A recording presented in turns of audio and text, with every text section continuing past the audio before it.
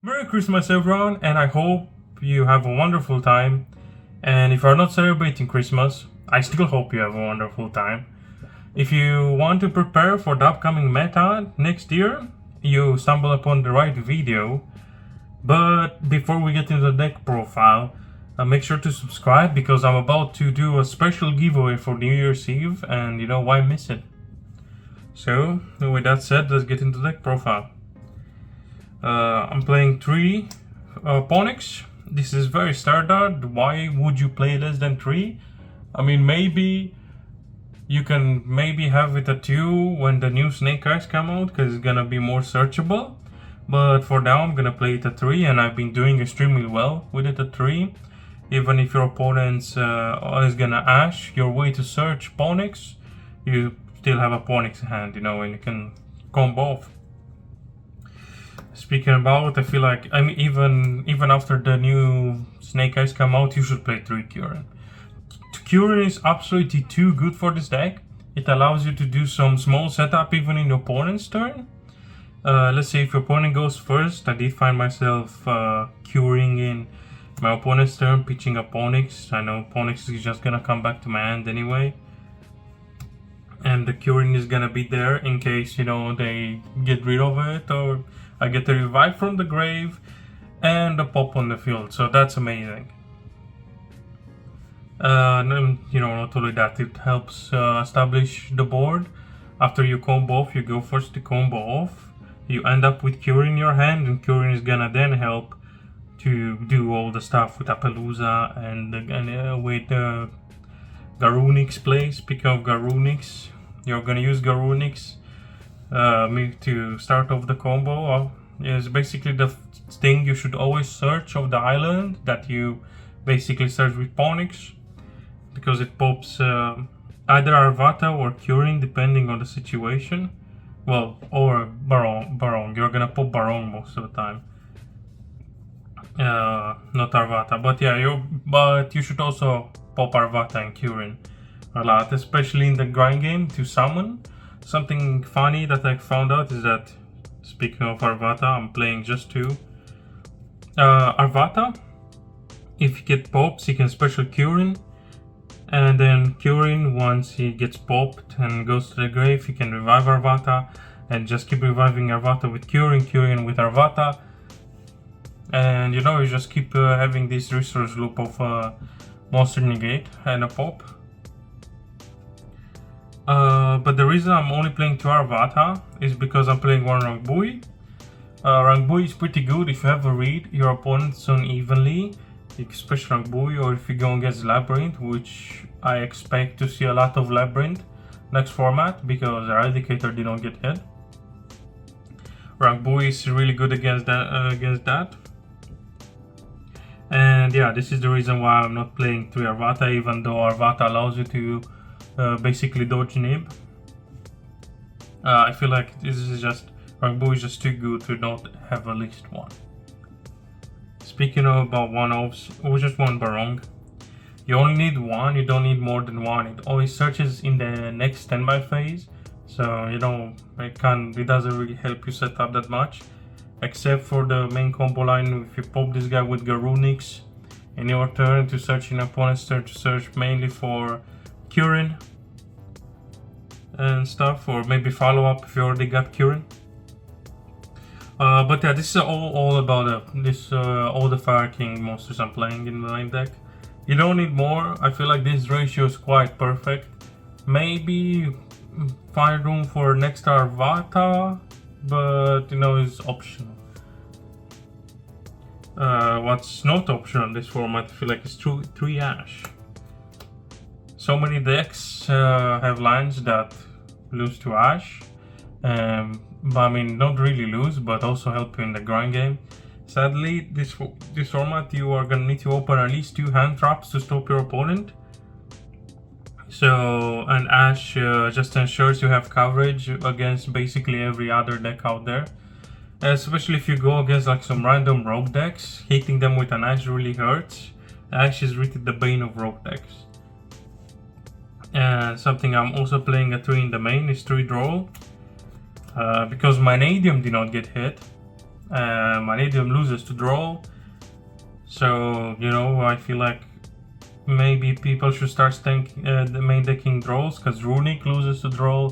They have draw. There's also Branded Chimera that loses to draw.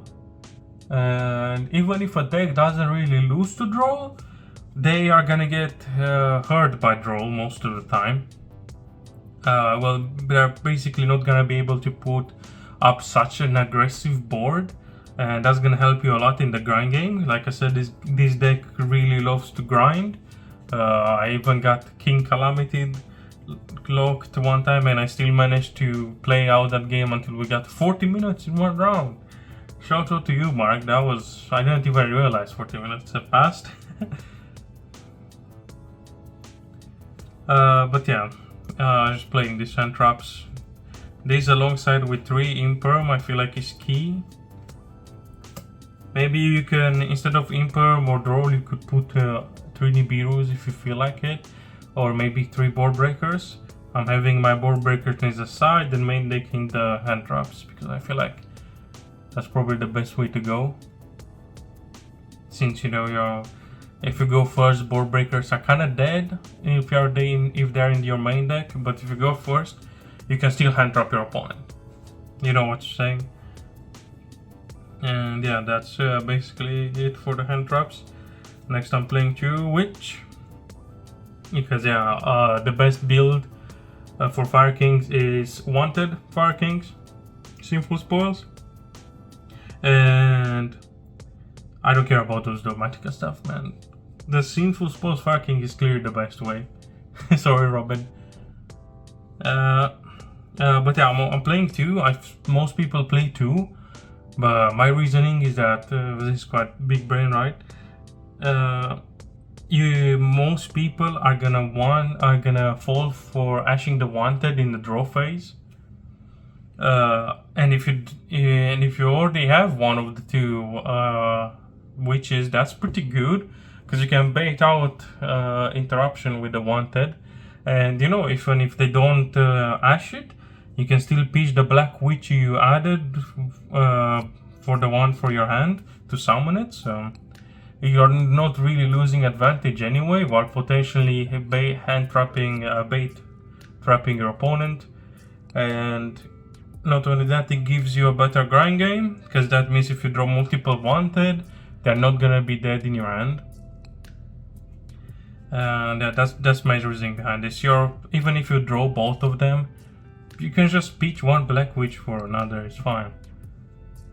With this deck in particular, anything you pitch with Black Witch is gonna be a dead card anyway, because your cards need to be destroyed. So, you know, it's like whatever. Which I feel like people should play 2, at least in this deck in particular, you should play 2 Witch. But you should only play one of his one Flameburge. Sadly, it's so annoying to draw this card without the Wanted engine. And because most of the time you want to special summon with Snake Eyes Ash. So having it in your hand is so annoying, especially if you don't have 2 level 1 fire sword in your grave. Drawing this is basically like a dead card. Ash is not really a dead card, because whatever worst case scenario, you search for Opponix for next turn.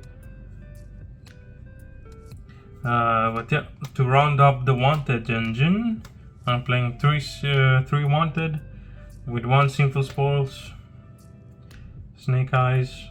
I mean, that's pretty much that's the ratio, isn't it? Everyone is playing 3-1. What some people I've not really seen playing Fire King is Prosperity. The Prosperity draw does contradict with the Wanted draw, which is quite annoying sometimes. It was a bit annoying, but I could always just use the Wanted draw on next turn, you know, during the grind game, so that didn't really hurt. Prosperity was way better, because not only I've seen people play Tenki, but Tenki only really allows you to search into Arvata or Barong, while Prosperity can dig you for your Wanted. And I feel like that's just why Prosperity is simply better. because it helps you dig into Wanted. It's like extra copies of Wanted, and one time it helped me dig for an evil lead that won me the game. So, you know, self-explanatory. Also, after your combo, if you don't draw, just use Prosperity to dig for end traps. It was that easy. Which is why I'm playing 3 Prosperity instead of 10 keys. Then 3 Sanctuary. I feel like this is good. It should be at 3. It should be at 3 off. Because in the case the Ash your Ponix or Imperm your Ponix, you might still get them with a Sanctuary in hand. So, you know, and they have to think about it. If you go for Ponix effects, they have Imperm. They're like, oh, should I Imperm here? And it's like, oh yeah, might as well do it. They Imperm you there, and you know, you go Psych. I have Sanctuary in hand anyway. Something I should only play too is Island. Island is alright. It's good. It's really good in this deck. In the grind game, if you get to 2 islands, you're probably screwed anyway, or you are the winning. So why should you play 3? There is no point in playing 3 because Sanctuary searches for activates the island from deck, and Ponix searches for Sanctuary, and then you have Prosperity to basically try for dig for everything, which is like, and not to mention, Ponix is searched by Ash, which is special summoned by Sinful Spoils, which is easily accessible by the 3 Wanted. So, you know, there's a lot of consistency in this deck. This deck is extremely consistent. And now moving on to the one-offs. I'm playing 1 Skyburn. I would play 2 Skyburn, but I'm playing a Circle as well. This can be the second Skyburn if you want. I feel like Circle is just too good to be I feel like it's getting slept on. Not many people play it. It just allows you to so easily OTK your opponent. Like, it actually won me a few games. Just out of nowhere, I would just summon the rank 8, clear the board, and then I would just go battle phase, attack, then circle, then pop the Xyz. The Xyz summons 2 more attack. That's game. That actually won me a few games, and that was quite funny, and it's searchable. And also, in some situations, it might help you dodge hand traps like Valor or Imperm. And I feel like that's pretty good. And with Skyburn is self-explanatory. Is the thing you search in your grind game, or if you already have access to Sanctuary, you search that of Ponix 3rd one to have an extra interruption. It's a really great interruption. Also, don't forget about the grave effect and banish itself on the grave to protect your cards. And for the last one of this 1 call by. This deck does lose to draw and Shifter so bad that basically discard it mandatory, especially to Shifter. If you get Shifter, you're done.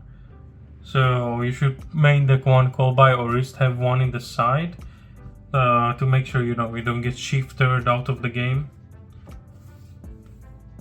Or at least, have a chance. Also, it's just a nice card in general, really.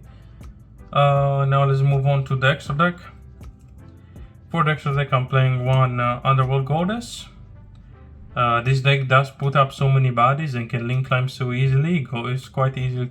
You can get into a Goddess quite easily to get around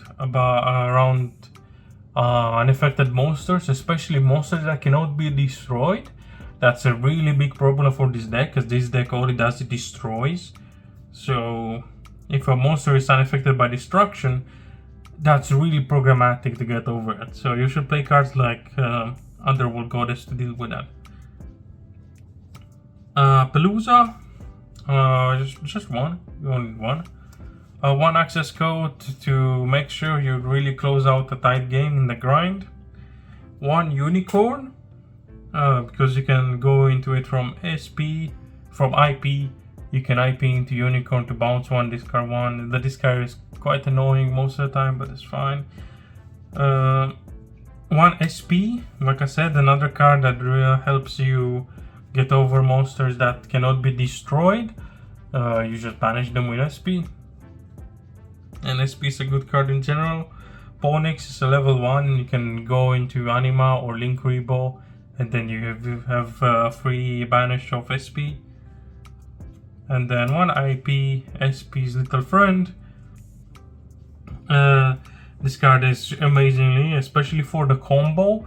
You're gonna end up on Sunlight Wolf and IP. That then lets you go off into IP, go for material Apo and stuff. For link climbing, I'm playing 1 dark. Like I said, you can change the link. You can change Ponyx into a relinquish anima. A relinquish anima with anything going to can go into dark, and dark can steal a dark monster and then sync link climb. Also for link climbing is 1 Hita. Many people play Ash, so if you get Ash, you get a free Hita even though you're not going against another fire deck like Rescue Ace. But yeah, I mean against Rescue Ace or even other Fire King deck, Hita is really good, and you can easily go into Hita. Also, you know, you can search for Ponyx even when Hita is destroyed. And then speaking of Silent Wolf earlier, here's just 1 copy. I hope one day this is gonna be a ghost rare, but for now it's just a common. But yeah, Sunlight Wolf is so good because it allows you to recycle Flamberge back to your hand, so you can pop it in your opponent's turn. You can pop the Flamberge you just recycled back to your hand with Curin, and then Flamberge is gonna trigger special summon Ponyx and Ash back, and then you have more bodies on the field for IP to go into a Formatil Apo. And you still have the Sunlight Wolf, which is you're gonna summon Apo under Sunlight Wolf, and Sunlight Wolf is gonna trigger yet again to either grab Flamberge or Curin or Ponyx or whatever you need, even an Ash. I spoke about this card quite often, Relinquish Anima. I've seen people play Link Rebo. I would play Link Rebo, but I'm playing 1 Almirage instead. The reason why I'm playing 1 Almirage, it's Sapphire, and in the worst case scenario, if you open draw and absolutely nothing else, maybe an island, you can normal draw, link away into Almirage, and then that gives you a fire to start comboing off, and that's absolutely great. It actually won me a game one time that I would have lost if I did not have Almirage. And yeah, the anima is self-explanatory. You can play Link Rebo instead, but I just prefer Relinquish Anima because I don't really use I'm not really gonna link away Ponyx multiple times into a Link Rebo. Probably gonna do it like once, and that's basically it. Then we just go to just 1 Xyz, 1 Garunix entity. I'm only playing 1. I've seen some people play 2, but I don't have enough room for 2. I see why they play 2. It's really good in the grind. But the way I see it is that you're gonna summon this card once and win the game, basically. Or you don't really need it in the grind that much, so it's only a one-off. Something that I want though is 3 Super Poly targets. Now I hear you guys be like, wait, I haven't seen Super Poly yet. It's in the side, alright? And the reasoning is, going first, game 1, these 3 are your instant, 3 targets of prosperity. You don't need to think about 3 targets. You go straight away for this because your Super Pool is in the side. So, you're gonna probably, whatever this would have been, you're probably gonna prosperity them away anyway. So why not, they should not be fusion targets for Super Poly, because I feel like Super Poly is really good this format. Because you have such a good coverage. Garura, sorry, not Garunix, goes really well into Fire King. Same does Mud Dragon. And against decks like Manadium or Dragon Link, Gilfrid goes into well as well. I mean, this cards also go into well, but Guildford is mainly here for the Mania matchup. They're always gonna have Baron and SP, and Guildford, bam, you link instantly draw phase, super poly them away, no problem. Have Guildford that's a really big body on the field and can help you OTK after that. Mud Dragon is really funny. You can super poly into Mud Dragon and then call fires again against the mirror match, and they cannot target their own. I mean, you can also not target your own fires, but that means that they can't target their own fires either, or yours for that matter. But yeah, that's it for the extra deck. A really good extra deck. I've worked a lot on it. For the side deck, I got some spices with one original Curin and one Scattershot. I know like some guy in the YCS Bologna had this in their side. I know the reason. My friend Rogue Tier and Mark have been cooking the day before the YCS, and they came up with this, and I was like, whoa, that's absolutely insane. Curing can send any fire from the deck, and you can just... Because the problem is, your Fire King cards only destroy other Fire King cards, or Beast Warriors, Beast and stuff. Your guy's Scattershot is a Pyro. So that was problematic until they read the original Curing. He sends any card to the grave, any fire card. So you just send Scattershot and Birth for Game. Actually came up against in other my games, because this deck can grind so much. You're gonna go into time even into games that you probably would lose. You can just grind until you have a favorite time, and you just go and Scattershot your opponent and watch them cry, because I mean, to be fair, it's quite funny. Speaking about the super polies, here's the 3 super polies I talked about. Sadly, for now, it's only 2 secrets and 1 ultra. I'm gonna look to change that very soon. Against for this format as well, Cosmic Cyclone. It's really good not only in the mirror, but against Centurion as well, because the field spell is protected from destruction, but is not protected from banishing. Basically, same goes for the Fire King Island. Sanctuary does protect Island from destruction, but it does not protect it from banishing. Hence why I feel like Cosmic Cyclone is really good this format. Something I feel like that's also really good this format is Trust with Tactics. I would play 2 Trust, but for now I only have 1 Trust. The reason why I think it's so good is because Fire King, no matter what, they're gonna trigger Trust and Tactics as well, for that matter, because they're gonna need to cure into your main phase, and they have mandatory triggers in the standby, like Barong or Ponix. So even if you want to play around Trust, you can't, because if you destroy them, they are mandatory. Ponix is mandatory to come back. Barong is mandatory to search if you have a search target, and that just triggers Trust. Especially for going first, I do put in Trust and triple tactic and talents instead of Imperm or something. For this exact same reason. And Duster is a Trust target. Speaking about Trust, again, Labyrinth, they do stuff in your standby as well, so they also trigger Trust, and you can grab Duster to duster away their back row, force them to activate them if you are not gonna get Eradicator Virus, that is. Another Trust target is Herald of the Abyss. This can also be Dark Rare No More, but for now it's Herald.